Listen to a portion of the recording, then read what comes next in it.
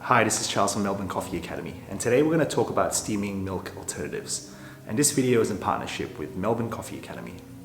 As you may know, milk alternatives have really taken off in the last few years.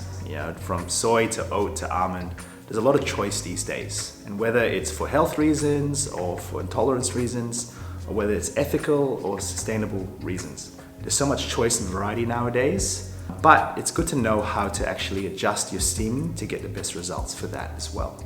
So we'll start with the classic soy. Soy's been around in Australia for many decades. It's very prominent everywhere.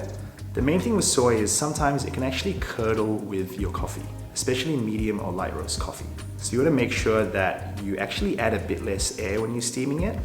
And when you're pouring it, just pouring it a bit quicker, bringing the crema off the edge of the glass. This often helps to mix and incorporate your milk to give you a more smooth texture.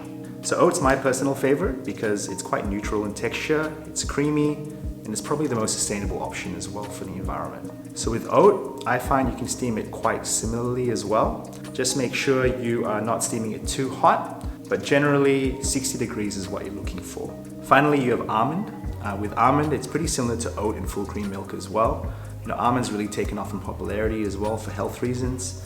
Just make sure, depending on the almond milk, some are quite shelf stable, while others are a bit more temperamental. So if it starts to split a little bit, treat it like soy. And most importantly as well, whenever you steam a jug of milk, make sure you wipe down your steam one and flush your steam one out. Try not to leave any residual milk in your steam one. So when finding a milk alternative, just find a product that suits you. Experiment a little bit and play around, and make sure that it complements the coffee you are using.